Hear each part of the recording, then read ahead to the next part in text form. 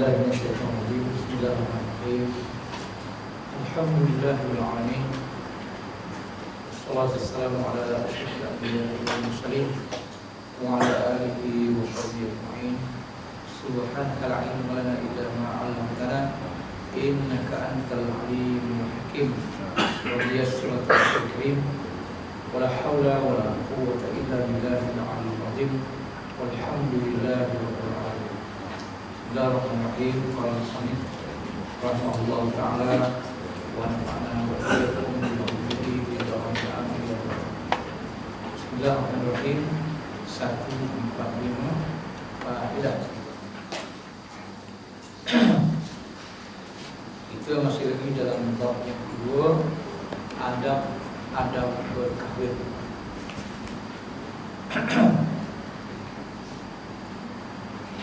Faedah ni faedah. Kata Syekh Al-Arif Billah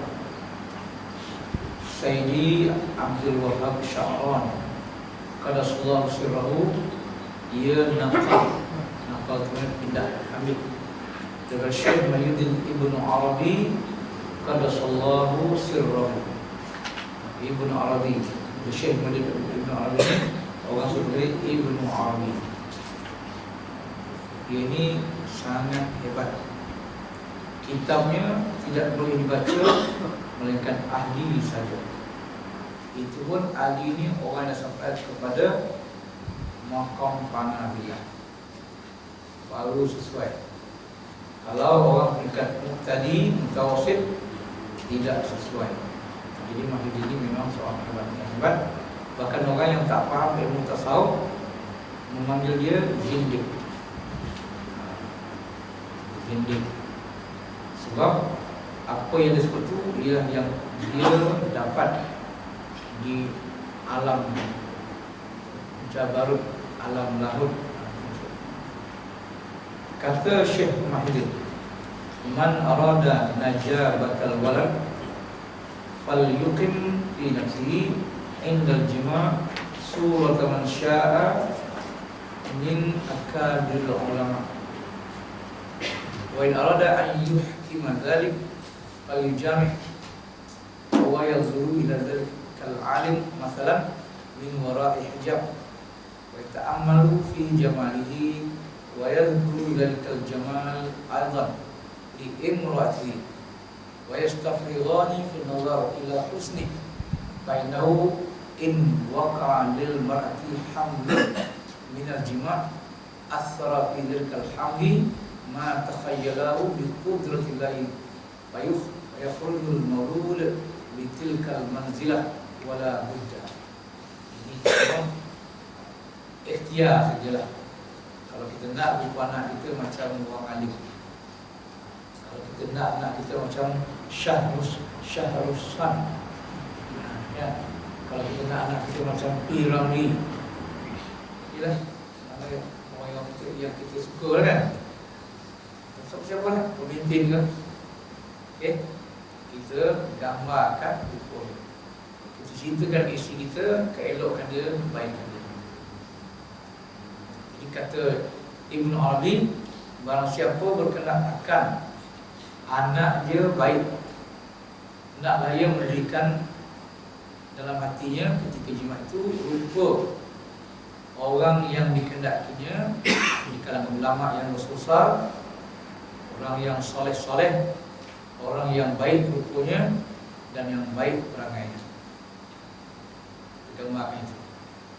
Dan jika berkenan ia bahawa menghkamkan, memantapkan akan itu, maka menjima' ia kesini padahal ia melihat akan orang yang ada itu umpamanya dari belakang dinding dan nampak, dan memikirkan akan keelokannya, dan ia menyebut pula ia akan keelok kepada isterinya itu, dan menselesaikan keduanya dia dah melihat kepada keelokannya. Maka bahasanya kalau jatuh bagi perempuan itu mengandung daripada jima' itu, nescaya memberi bekas di dalam mengandung itu barang yang dirupakannya dalam hatinya itu dengan kudrah Allah Ta'ala. Keluar anak itu dengan tak dapat tidak seperti yang begitu. Itu satu. Ya. Tapi kadang-kadang kalau orang perempuan itu belum ada, dia suka atau benci dengan seseorang, maka anak tu akan ikut perempuan tu. Macam itulah. Ada juga macam tu. Tapi macam mana pun, Wallahu a'lam, itu semua adalah kehendak Allah Ta'ala. Dia akan menentukan anak kita rupa macam mana pun. Dalam Quran dia yang menentukan rupa anak itu di dalam rahim kita. Ke-11, ada menyatakan adab wiladah, iaitu seperti yang disebut oleh Imam Al-Ghazali dalam kitab Ihya Ulumuddin. Ini wiladah ni ialah melahirkan anak. Wiladah tu melahirkan anak. Kalau nifas, darah yang keluar semasa lahir dan lepas kelahiran. Wiladah ni sama ada dia berdarah atau tidak. Ada yang wiladah dia tak berdarah.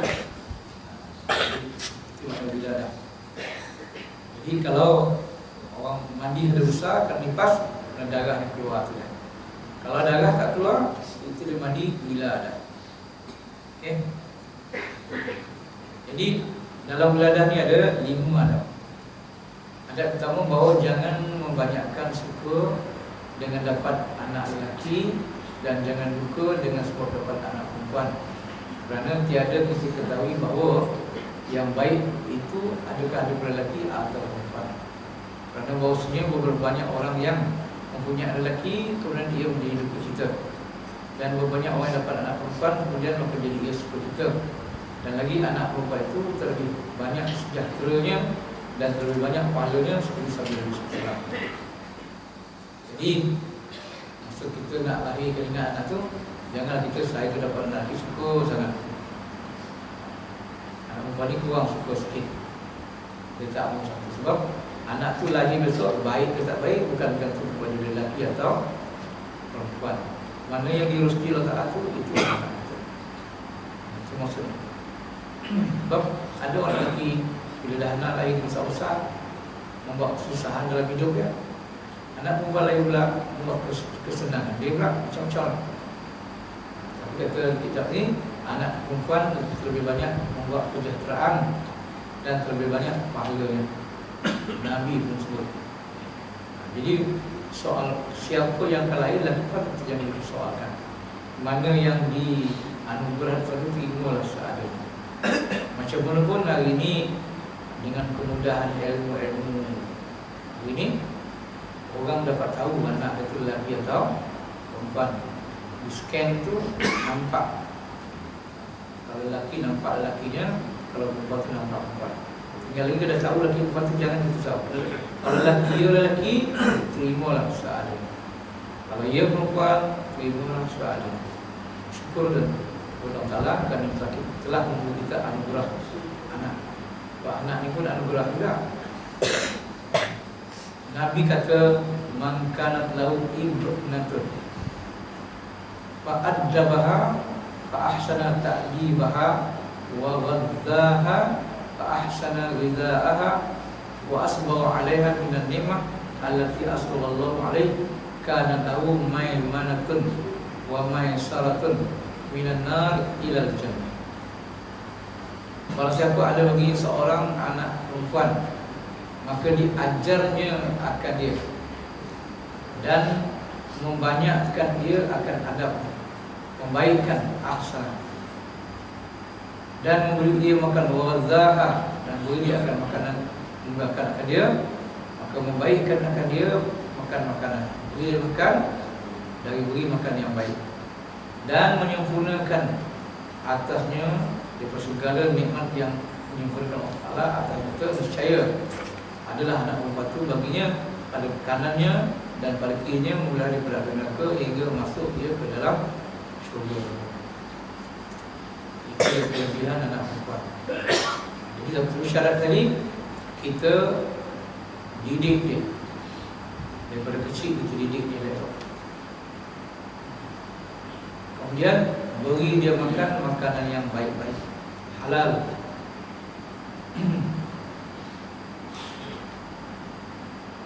dan menyempurnakan atasnya dengan segala nikmat yang menyempurnakannya. Saya anak mencuri pada kanannya dan kirinya di akhirat besok, dan terpelihara dia bila belaka dia masuk dalam surga. Jadi syarat terdidiklah. Ini dah berlawan dengan orang Arab zaman Nabi dulu. Dia kalau nak perempuan membawa susah dalam hidup, lahir anak perempuan dia akan bunuh. Gali lubang tu siap, duduk di lubang tu, walaupun pandang anak tu masuk lubang tutup. Kalau anak lelaki dia sangat suka, gembira sangat. Itu dari macam Arab jahiliyah. Tapi yang ini lain pula kan. Ada orang tu lahir anak bunuh, cari jalan dia mati, dia akan mati sendiri kan. Tak ada lubang buat pusing sebagainya, rubuh kat sana rubuh sini, letak pintu surau kat pintu masjid. Dengan harapan kalau dia hidup ada orang tu, kalau dia mati ada orang nak mengumpul. Kalau dia sampai dah mati, ada yang tak tempat buang sampah, makan pula ada anjing. Lalu itu yang kita baca dalam surah Al-Baqarah lah. Iyo ke tidak, kata saya agak iyo kan. Dalam surah Al-Baqarah berbagai-bagai. Itu yang macam tu. Yang kita ni ada anak pula, tak ada lagi didik anak-anak tadi. Anak perempuan tak dididik. Kalau tak didik, anak perempuan ni lagi tahu kan. Dia keluar pada rumah, tak ada cari bapak ayah, pakai yang dia tak senonoh, bersama-sama dengan lelaki pula. Maka terjadilah apa yang sepatutnya tidak terjadi. Inilah yang berlaku hari ini. Mana lah kan? Itulah Allah. Dan lagi sabda Nabi SAW, ma min ahadin yudriku ba'nataini ayusimu ailaihima ma sahibatahu illa adkhalatahul jannah. Tiada daripada seorang yang diberi rezeki akan dua anak perempuan, maka memberi kebaikan dia kepada kedua itu selama bertaulan kedua itu, dengan dia akan masukkan kedua itu akan dia ke dalam syurga. Syaratnya didik juga anak-anak itu akan jadi baik.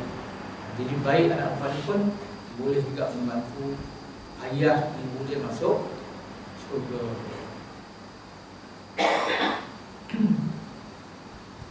Dia tak kata anak lelaki kan, dia kata anak perempuan. Sebab dari segi pendidikan anak perempuan ni senang dididik. Anak lelaki ni boleh juga, tapi syiki susah kan. Dia bila besar dia agak degil sikit. Paling tak maaf dulu lah kan. Biar ini pun susah juga cakap, pasal banyak masalah deh. Kalau ini masalah kita masalah environment, masalah persekitaran yang negatif, masalah kawan-kawan, budaya yang ada di keliling kita ni, pengaruh-pengaruh yang negatif, bagus kan. Budaya barat yang amat berbahaya. Bayangkanlah bagi anak kita pakai baju kurung kan. Hari ini dah jadi macam mula-mula orang barat tiru India. India gaman ada baut, ditiru oleh orang barat. Lepas tu dah bila dah orang barat buat, maka orang sini juga nampak baut. Itu perangai. Kalau India dia makan dia tak ikut, Saudi putih makan dia ikut. Pasal kita ikut barat kan. Dah usah. Orang ayah aku cakap hanya Allah makan macam. Okay.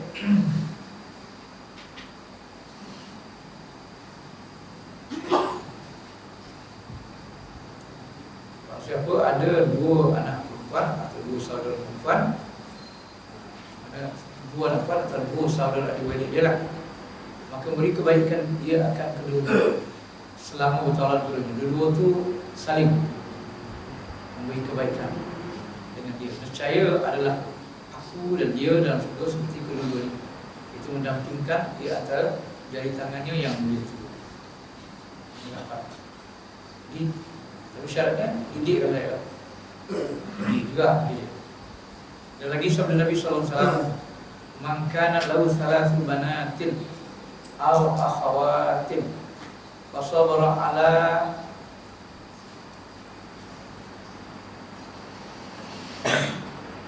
la'waihinna wa dharraihinna adkhalallahu ta'ala al-jannah bi fadli rahmatihi iyyahum. Wa qala rajulun wa thintani ya Rasulullah. Qala wa thintani. Wa qala rajulun aw wahidah. Wa qala aw wahidah. Barang siapa ada bagi 3 anak perempuan atau 3 saudara perempuan, maka sabar dia atas kesusahan mereka itu dan atas kedurkaan mereka itu, nescaya memasukkan Allah Ta'ala ke dalam surga dengan kelebihan rahmat-Nya akan mereka itu. Kita sabar atas kesusahan anak perempuan kita, 2 atau 3 orang atau saudara perempuan kita. Maka semua seorang lelaki dan 2 orang perempuan, ya Rasulullah, adakah seperti mereka itu? Maka saya kata 2 orang perempuan pun boleh juga, seperti ini 2 boleh, 3 boleh. Maka semua seorang lelaki pula atau seorang perempuan yang Rasulullah, adakah seperti yang demikian itu juga? Sama lagi atau seorang perempuan pun seperti ini juga, seorang pun. Dia susah, kita sabar dan kita tolong. Perempuan, anak perempuan ini sama ada sudah kahwin, belum kahwin atau sudah kahwin. Kalau sudah kahwin ini pula berpisah dengan suami, biasanya jadi susah sangat ibu tunggal kalau ada anak. Perempuan ini bila dah kahwin, suami dia mati ke, dia akan jadi susah, sebab dia tak bekerja. Kata Anas radhiyallahu anhu, qala Rasulullah sallallahu alaihi wasallam, man kharaja ila suqin min aswaqil muslimin fashtara syai'an wa hamalahu ila baitihi fa khassa bil inas dunal madhkur nazallahu ilaihi wa man nazalallahu ilaihi lam yu'adzibhu. Nabi kata, bahawa siapa keluar pergi ke pekan daripada pekan-pekan kaum muslimin di pasar malam ke utama sekarang, dan orang yang menjaga tu Islam, maka membeli ia akan suatu makanan, maka membawa ia kepada rumahnya, maka ditentukan dengan dia akan segala perempuan itu tiada lelaki yang percaya menilai Allah Ta'ala kepadanya dan berusaha menilai kepadanya segala Allah Ta'ala, tiada manusia ia akan dia. Kalau kita beri makan pun anak perempuan, saudara perempuan, mana lebih baik? Pasal itu yang mudah dia tidak mencari, kan? Lelaki dia boleh cari, perempuan tak boleh. Dia tak bekerja. Itu budaya Arab yang macam sampai hari ini. Orang Arab, orang perempuan tidak boleh kerja kecuali dia boleh kerja jadi doktor dengan cikgu. Lain tu tak boleh. Dia tak boleh kalau dia arkitek, desain kan? Tak boleh. Atau kerja lain lah. Ataupun doktor bas ke tak boleh. Di sana saya tengok yang boleh jadi doktor dengan cikgu. Bawa kereta pun tak boleh, memandu kereta pun tak boleh. Orang Arab ini dia sedang menuntut kerajaan Saudi supaya membolehkan orang perempuan memandu kereta. Jadi atau di negeri di Makkah yang saya sebut tahu, ramai orang perempuan Malaysia ni di kampung Malaysia tu, oleh sebab dia balu, suami-suami dah mati, umur dah 60, 70. Banyakkan dia kerja tak boleh, perempuan tak boleh kerja. Anak perempuan dia pula seorang orang tak boleh kerja juga. Rumah lah. Sebenarnya dia jahit atau kadang-kadang bulan haji. Dan lelaki boleh kerja. Itu kerja pun dalam bahaya. Silap-silap kena tangkap, hantar balik ke Malaysia. Pasal dia tak ada komen ke seorang macam-macam. Tak bayar itu, tak bayar ini, tangkap. Orang sana, orang Malaysia di sana dia kena beli insurans. Kalau dah lagi tua, lagi mahal insurans. Jadi kita ni tak kan, tak insurans. Sebab orang dia memang tak beri selain daripada orang Arab sendiri menjadi warga negara dia. Walaupun penduduk tak apa sakit. Tak ambil penduduk tu dia untuk tetap di tempat dia tak boleh. Orang luar dia mohon perkhidmatan kan. Itu kalau kita boleh lah kan. Orang tak nak pun bagi di sini kan. Orang tak nak pasport bagi je. Itu sana tak boleh. Tak boleh saja. Jadi artinya begitulah keadaan Arab ini lagi. Sebab budaya tu sampai gini di Makkah itu, tapi di Mesir, di Iraq itu saya tak tahu kan. Tapi kalau pandangkan keadaan dia itu saya kata tidak. Sebab bila masa di Medan Tahrir masa Mesir kan, yang keluar tu bukan lelaki, perempuan pun turut. Di Lebanon, di Syria, di Iraq, orang perempuan sama ke depan kan. Maknanya dia ada dah kebebasan tu. Agak sekali kan. Tapi di Arab Saudi orang tak ada perasaan, kita tak tahu lah. Tapi dia tak boleh. Bahkan kalau Arab ni keluar ke bandar, dia mesti tutup muka kecuali mata. Kalau orang Arab tutup muka, itu orang Arab. Kalau bukan Arab, walaupun pakai hitam, dia pakai hitam, tapi tak tahu muka, itu bukan orang Arab. Itu mungkin bibik dia. Itulah tanda dia lah. Dan lagi daripada Anas radhiyallahu anhu pada hal yang berkata, qala Rasulullah SAW, man hamala qarafatan min suqi ila ayanihi maka anama hamala ilaihim sadaqatan hatta yadha'aha fihim wal yabda' bil inath qabla dhukur innahu man farraha unsa maka anam bakar min fatillah wa man bakar min fatillah hamallahu maladun amna. Sabda Rasulullah SAW, siapa menanggung akan tepi kain akan sesuatu yang baik yang menyukakan ahlinya, dia berikan kepada ahlinya, maka seolah ia membawa perkara itu sedekah hingga menaruh akan dia pada mereka itu. Dan hendaklah ia memberi sesuatu itu kepada anak perempuan dahulu daripada anak lelaki.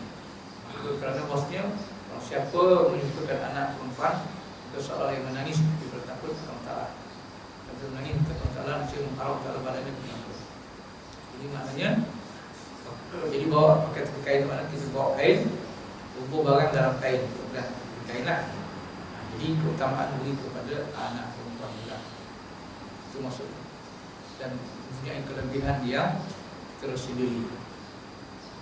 Agak orang putih setuju lah kan. Kalau orang putih dia pemahaman dia kata ladies first. Ladies first. Mana dulukan orang perempuan, lelaki biarlah kemudian. Kecuali orang kata orang lelaki lah dulu kita kan. Ladies first.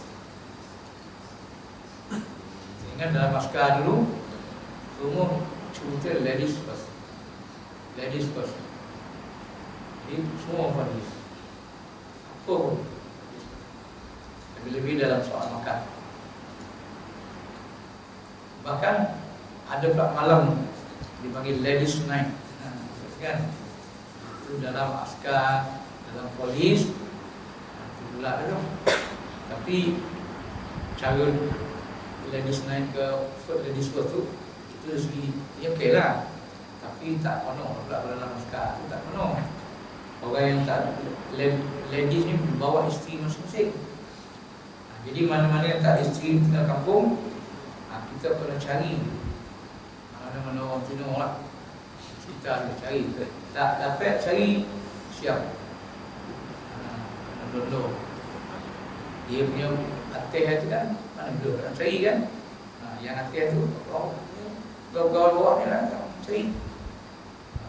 Kojo kan, bagi lah. Tak lah. Jadi mana yang agama ada segitu, balik kampung bawa akak kan, jadi ada lady. Jadi yang tak ada tak boleh. Yang ada agama sikit, balik kampung bawa akak. Jadi lady lah. Itulah. Nah, tapi ini alhamdulillah ladies itu dah yang macam lagi tak ada lihat. Bila kakak nak masuk, kan? Kakak masuk kakak bawa lagi naik, bawa isteri kita makan tu. Nah, tapi kita kena jalan isteri kita macam nak makan kan? Jangan lampu longkang macam kat rumah.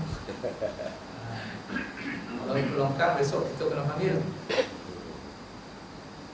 Dia dua perhatian, kalau tadi isteri awak mana? Nah, siapa? Tapi rumah kita tak tahu. Kita rumah. Kalau beli sudu jangan berlagu, sudu dengan pinggan jangan berlagu. Cedok tu kan macam ni lah. Kita cedok ke rumah kita sini kan. Dia cedok di sini kan. Sama boleh. Kedapan dia cedok lah. Tahan ke depan. Kenapa? Kalau cedok ke depan dia tak ada tukar baju. Kalau cedok ni lah, kakak baju baik. Mencedok belajar.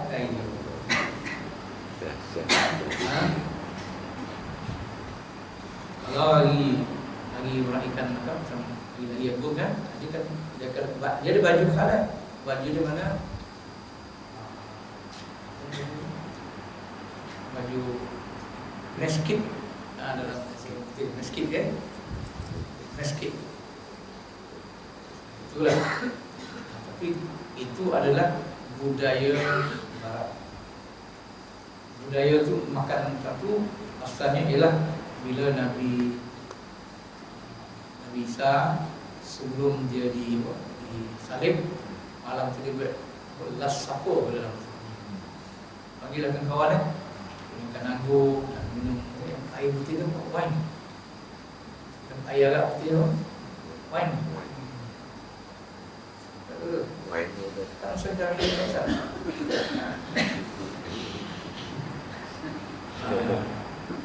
Jadi itu sejarah dia. Nabi Isa jamu kawan-kawan dia sebelum dia disalib. Jadi sejarah itulah yang dikenang kembali oleh Kristian. Yang kita buat tu itulah asalnya Kristian punya budaya.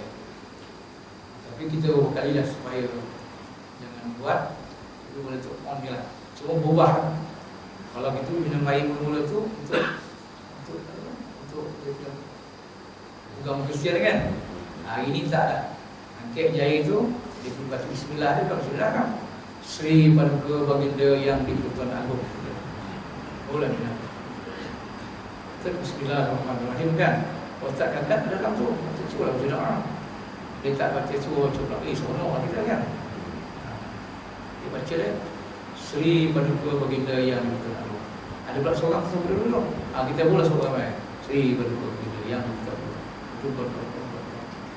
Awih ya, dia harus turun minum sikit ya.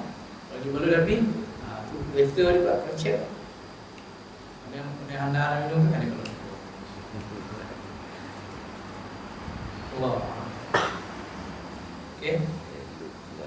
Itulah dia. Mana dudukan perempuan pasal dia rumah.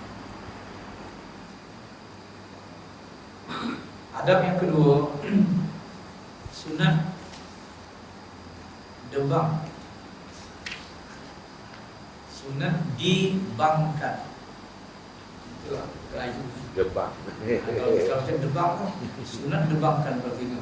Kalau tepat debangkan mungkin kita topok ke tengok kan. Rupai bang kelazan. Sunat dibangkan pada telinga kanak-kanak yang kanan.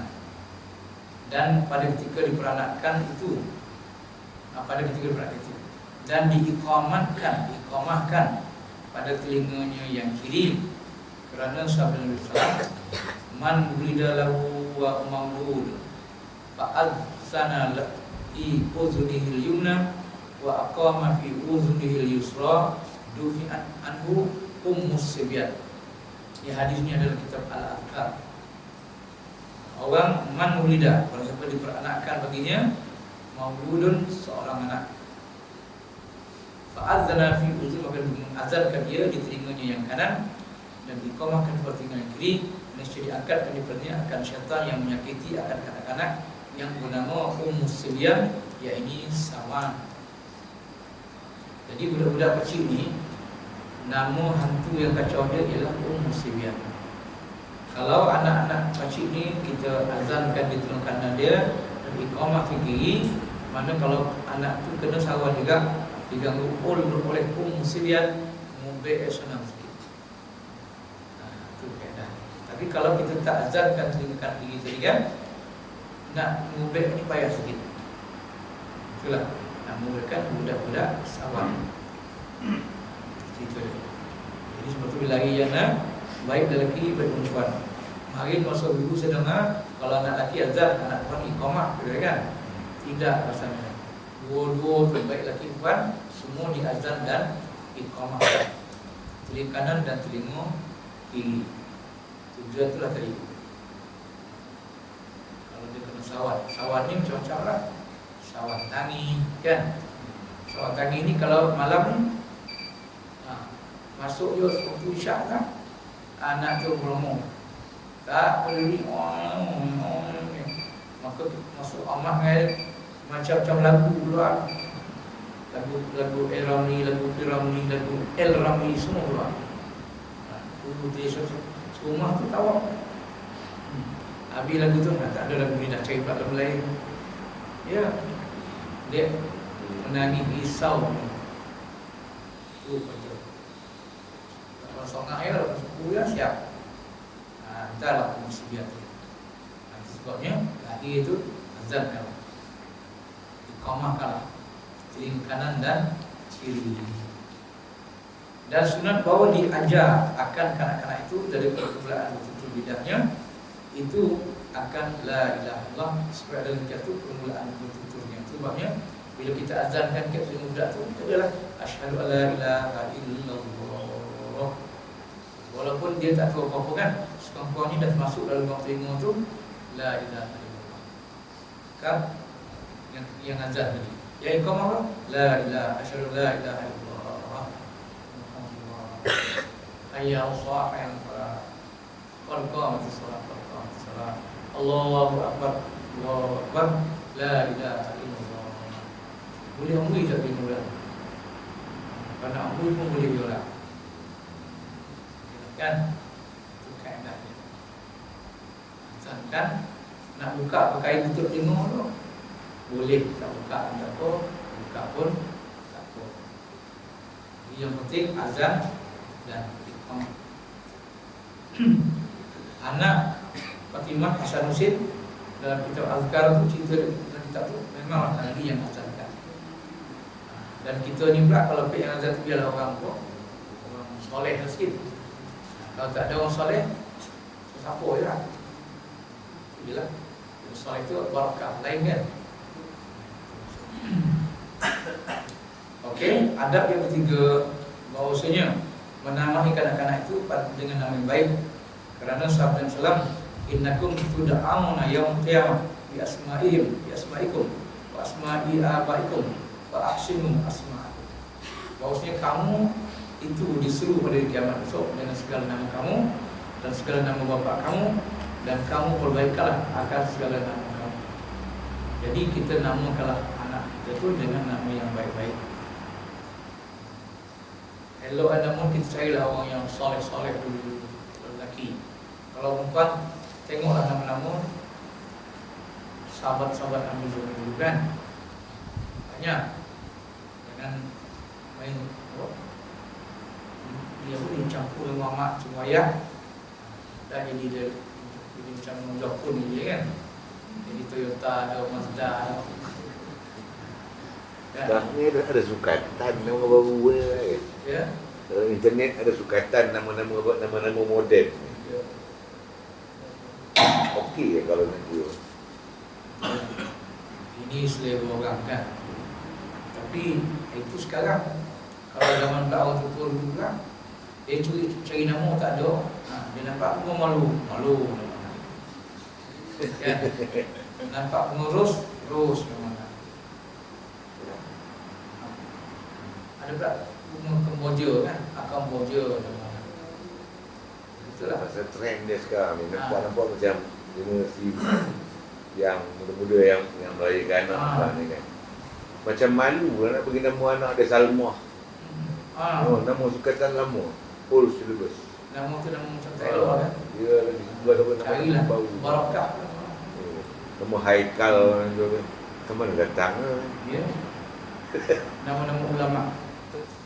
Macam wali-wali Allah kan, Mahyuddin kan. Mahyuddin. Macam cantik tu. Macam nama Junaid Al-Baghdadi kan. Junaid tu maknanya tentera kecil. Biasanya Jundun. Jundun jadi Junaid tu. Junaid. Jadi ubul kan tu. Kalau zaman sebelum tu, kalau perempuan nama Ros, lelaki jalak benseng.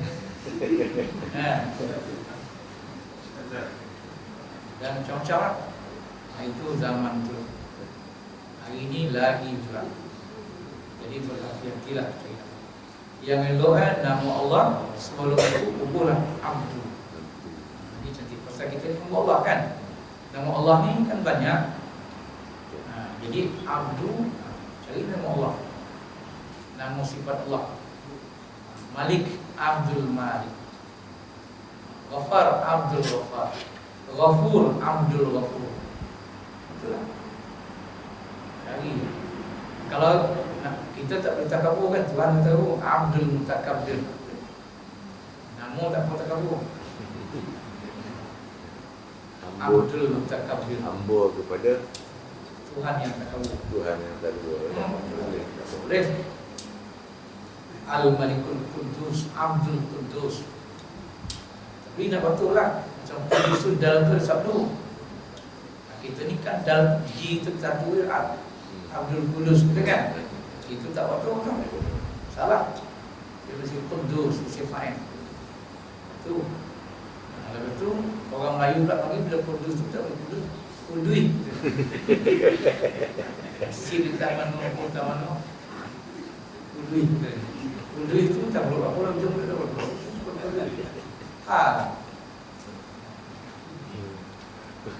Tu kan. Dan sabut kalau nama tu nama Abdullah dengan dolar. Okey. Elok kena mana. Yang baik sekali nama anak tu nama-nama Nabi kita. Muhammad, cantik. Itu sebab Imam Ghazali yang tulis kitabnya kan. Nama Imam Ghazali Muhammad. Ayah pun Muhammad. Atuk pun Muhammad. Jadi Imam Ghazali pun nama dia ayah tu kan Muhammad bin Muhammad bin Muhammad. Habis tiga-tiga tu semua anak ayah itu. Lalu nakkan barakah nama Muhammad ataupun Ahmad. Mana? Itu Nabi Muhammad ahabbul asma'i ila Allah Ta'ala. Nama-nama yang paling dikasihi oleh Allah Ta'ala Abdullah. Lepas tu Abdul Rahman. Okey, kan? Itu seorang orang kan? Ayah saya dulu dia pilih nama Abdul Rahman ni sebenarnya dia masa mak saya lahir saya, seorang ulama besar di Kedah namanya Abdul Rahman. Syekh Abdul Rahman adalah gelar Syaikhul. Jadi ulama tu mati, nama saya pun dibunuh nama Abdul Rahman. Ceritalah. Kebetulan yang beritahu tu Nabi Muhammad. Nabi Muhammad kat kampung ada pondok Nabi Muhammad orang alim dulu. Jadi dia beritahu ayah saya, Syekh Abdul Rahman ini baru meninggal. Jadi itu gelar saya tahu. Kalau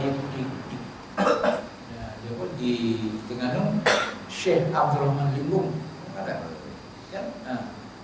Orang okey juga tu. Jadi bila mati waktu dia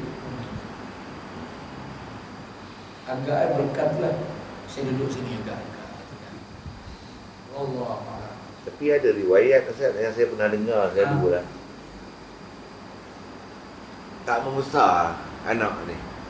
Nama tu borek mana? Sampai anak tu tak terbawa ke dah. Tak terbawa bagi nama Rabi Abdul Adawiyah kan. Siapa orang dia tu dia tak jadi. Kecil. Dia nak jadi Rabi Abdul Adawiyah, tak jadi borek lain tak? Itu macam ada tu yang Ada satu-satu gol lah kan. Ada satu gol. Ya, Kalau nak bawa pula, kau betul itu. takut dengan bagi nama orang-orang hebat-hebat tu.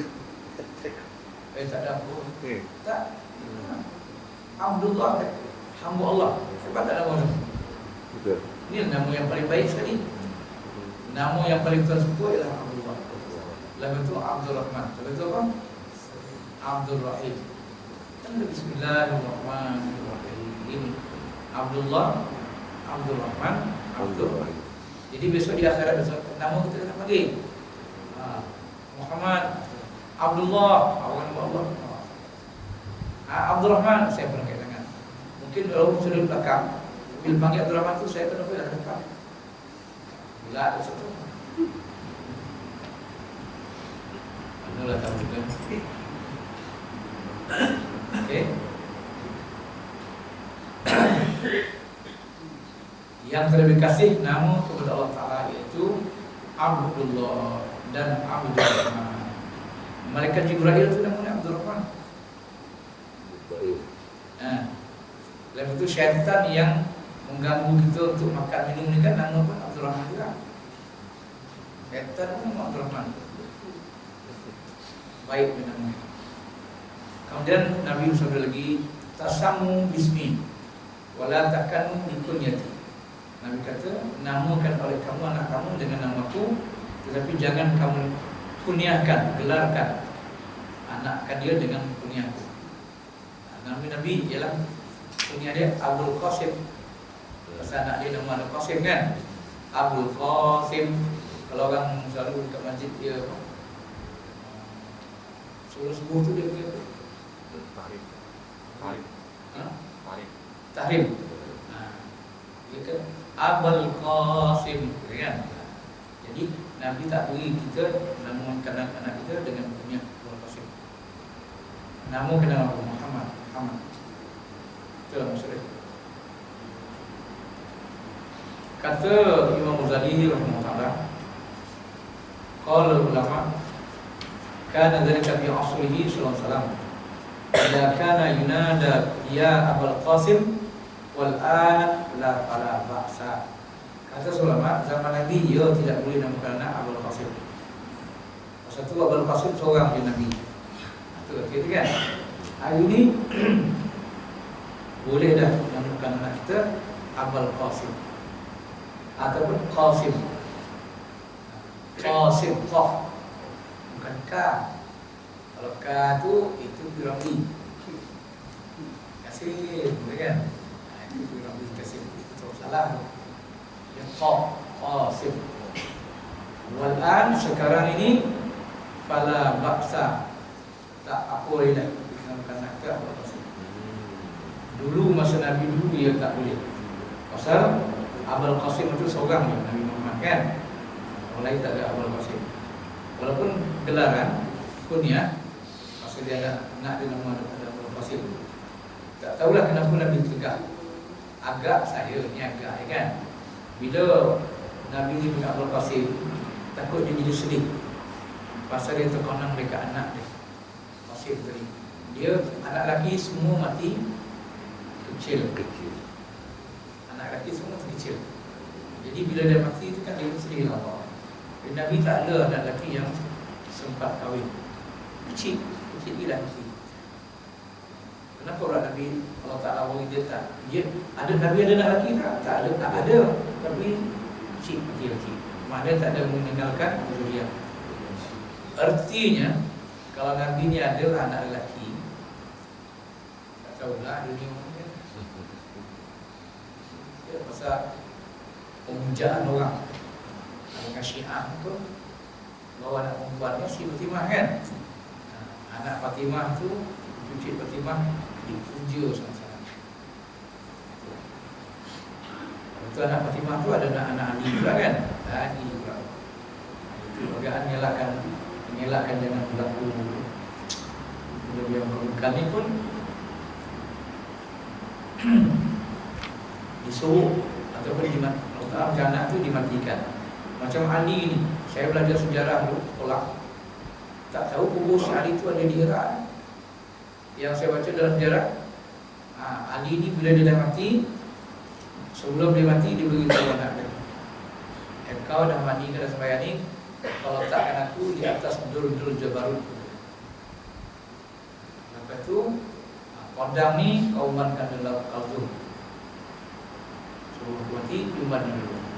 Jadi asal usul itulah umankan pedang Ali ni, nama pedangnya Zulfaqar.